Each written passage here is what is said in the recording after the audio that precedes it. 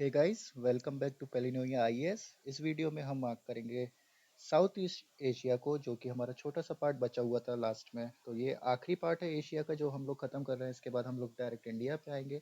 तो इस south Asia में जो हम लोग मार्क करेंगे वो इंपॉर्टेंट कंट्रीज, सिटीज और कुछ फिजिकल ज्योग्राफी फीचर्स देखेंगे साउथ ईस्ट एशिया के। तो चलिए हम लोग देखते हैं। इस वीडियो में जो हम लोग बात करेंगे वो जो कंट्रीज हैं वो देख लेते हैं। लाओस की बात करेंगे, Myanmar, Vietnam, Philippines, Cambodia, Thailand, Malaysia, Brunei, Singapore, Indonesia. ये टोटल 10 कंट्रीज है। ये 10 कंट्रीज की हम बात करेंगे तो ये 10 कंट्रीज एक्चुअली दो हिस्सों में डिवाइडेड हैं। एक एशिया का ये मेनलैंड वाला एरिया कहलाता है, एंड दूसरा जो एरिया कहलाता है वो है हमारा मरीन एरिया, जो कि समुद्र से अलग है, जो कि मेनलैंड एरिया से अलग है। मतलब ये जो एरिया है, इतना मलेशिया जो आपको दिख रहा है, ये हमारा मेनलैंड एरिया में आ जाती है। जो जितनी भी कंट्रीज आपको यहाँ पे दिख रही है ये मेनलैंड में आ जाती हैं, और जो बचा हुआ है वो हमारा मरीन एरिया में आता है। तो हम लोग मेनलैंड्स की कंट्रीज को देख लेते हैं। सबसे पहले देखेंगे म्यांमार। म्यांमार की कैपिटल है नाइपी, नाइपी। तो फिर उसके बाद हम लोग देखेंगे थाईलैंड। थाईलैंड की कैपिटल है बैंकॉक, सॉरी, बैंकॉक। इसके बाद हम लोग देखेंगे लाओस। आपको लाओस दिख रहा होगा। लाओस की कैपिटल जो है वो है वियंतनाम।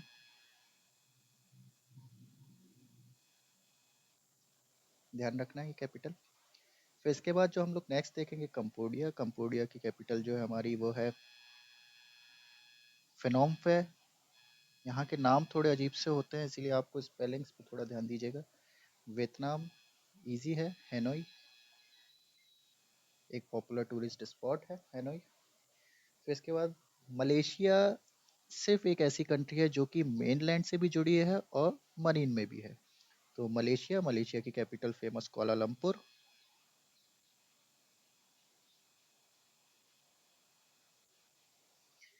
ये जो आपकी मेनलैंड्स की कंट्री थी, ये उनकी कैपिटल्स हैं।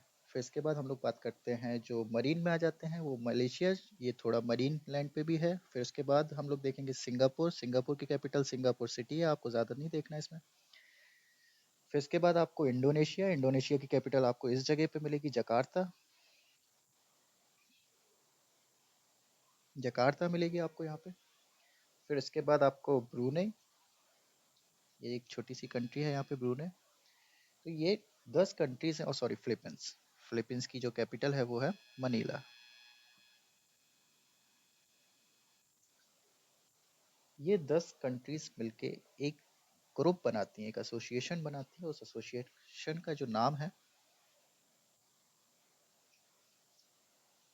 ASEAN, A S E A N, ASEAN. ASEAN एक एसोसिएशन है, एसोसिएशन ऑफ। मेरे पेन की जो मेरा पेन है, इस पेन की टिप थोड़ी ख़राब हो गई, इसलिए आपको राइटिंग थोड़ी फंबल दिखेगी, तो इसलिए सॉरी, लेकिन आप थोड़ा समझिएगा। Of south east Asia nation, south east Asia nation. ये जो है ये एशियन का फुल फॉर्म है। एशियन में ये टोटल 10 कंट्रीज आती हैं,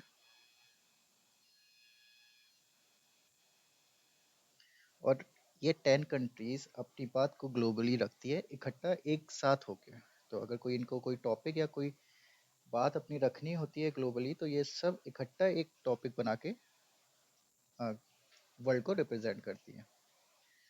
तो ये थी साउथ एशिया की जो और कुछ कंट्रीज थी। अब इनके बारे में हम लोग जान लेते हैं, इनके आसपास जो वाटर बॉडीज हैं और क्या क्या चीज़ें हैं जो इसमें हम लोग को देखनी है।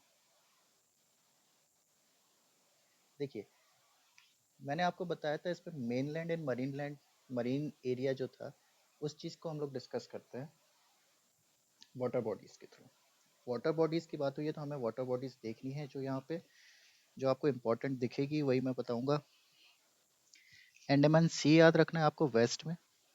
वेस्ट में आप देखिए इधर ढाका है और इस जगह हमारा थोड़ा ये ब्रह्मपुत्र का एरिया, ये इंडिया का एरिया है।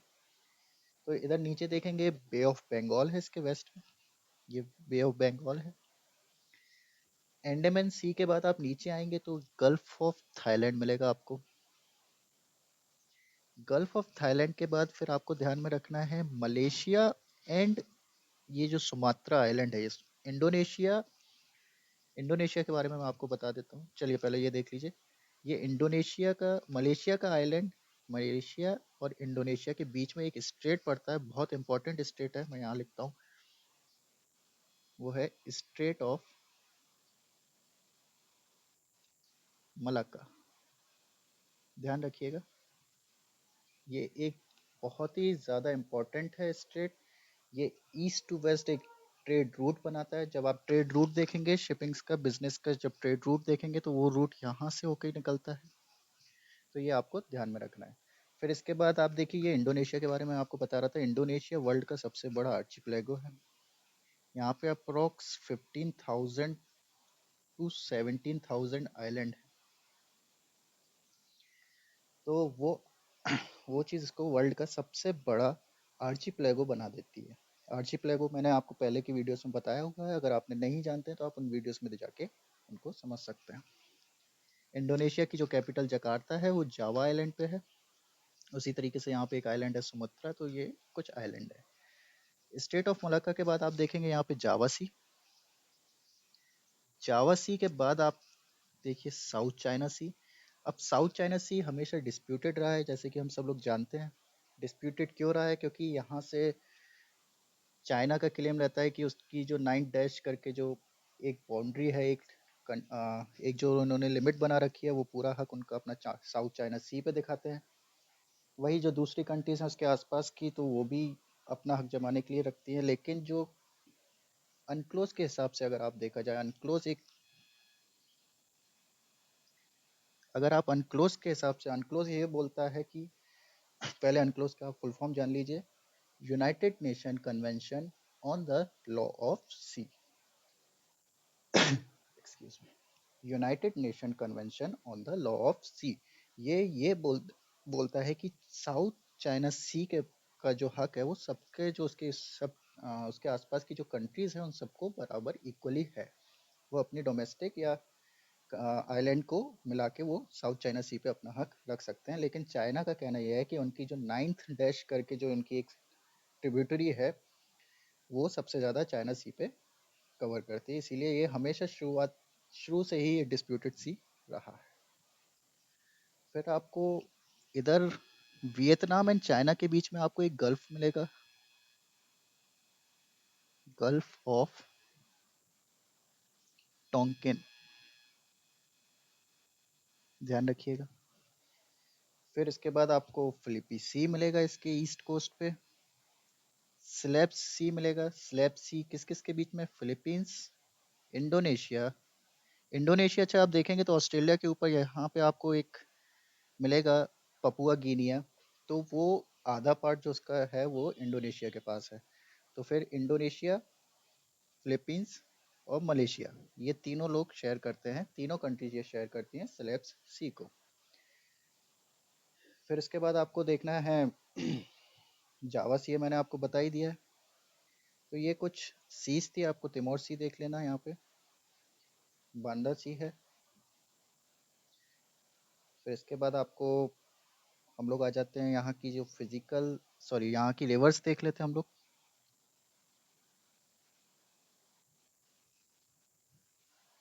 अब यहाँ पे जो आपको रिवर्स ध्यान में रखनी है वो है इरावदी रिवर। ये इरावदी रिवर की मैंने जो बनाई है, इरावदी की स्पेलिंग लिख देता हूँ।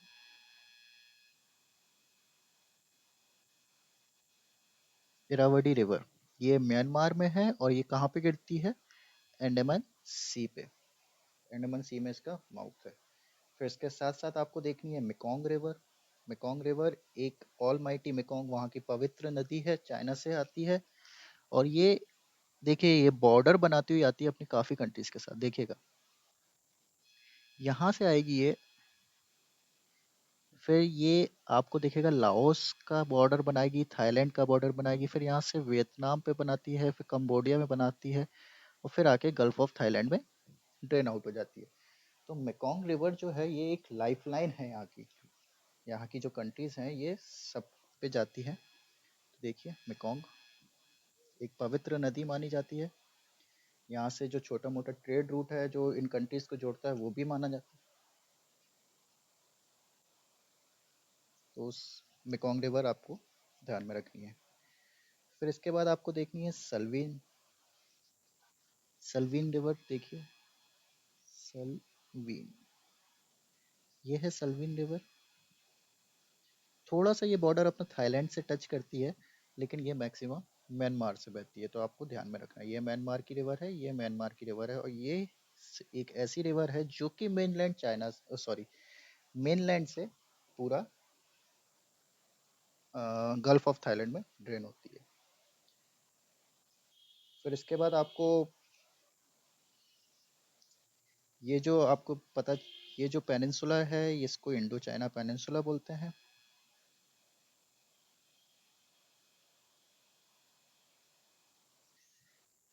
पेनिनसुला का बताया था मैंने आपको, तीन तरफ से पानी से घिरा हुआ, वन तरफ कवर्ड बाय लैंड। फिर इसके बाद अभी रिसेंटली इंडोनेशिया में आपको पता, करंट अफेयर्स का है, अभी इंडोनेशिया ने चाइना से टाई अप किया है अपने जो रिसेंट उनका कोविड वैक्सीन के बारे में जो चल रहा था उसके, सॉरी, तो जो वहाँ की इंडोनेशिया की जो पॉपुलेशन, सॉरी, इंडियन इंडोनेशिया के जो पॉलिटिशियंस वगैरह थे उन सब ने एक पार्टनरशिप दिखाई है। उनकी एक कंपनी है जिसका नाम है बायो फार्मा। बायो फार्मा नाम की कंपनी है, उन्होंने चाइनीज़ कंपनी के साथ जो है सिनोवैक बायोटेक, उनके साथ पार्टनरशिप करी है, जिसमें वो लोग वॉलंटियर्स प्रोवाइड कर रहे हैं चाइना को, जिसपे वैक्सीन जो है कोविड 19 की टेस्ट की जा सके। तो क्लिनिकल ट्रायल के लिए प्रोवाइड किए गए हैं अभी रिसेंटली। तो ये चाइना और इंडोनेशिया का टाई अप हुआ था, एक पार्टनरशिप हुई थी। कंपनीज का नाम याद रख लीजिएगा, बायो फार्मा, फार्मा एफ से है इसमें, और एक है सिनोवैक।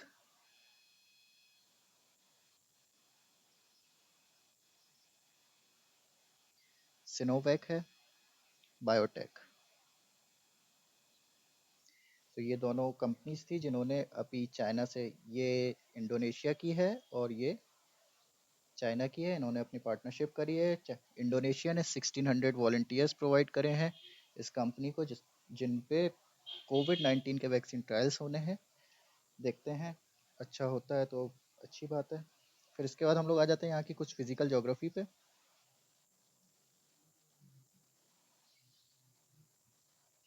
फिजिकल ज्योग्राफी में आपको मार्क करने के लिए जो है वो मेनलैंड में ही मिलेगा, क्योंकि मरीन के आसपास आपको ज़्यादा कुछ देखने को नहीं मिलता है।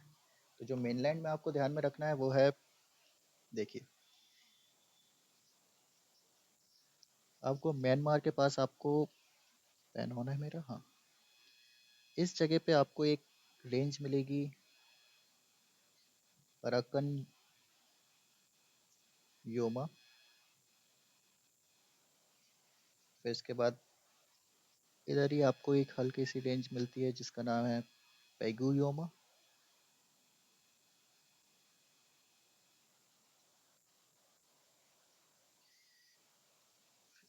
इस जगह पे आपको एक रेंज मिलती है दिला, दिला कोटांग रेंज। ये आपका पूरा इंडो चाइना पेनिनसुला हो गया। हिंदी चीनी भाई भाई, इंडो चाइना पेनिनसुला।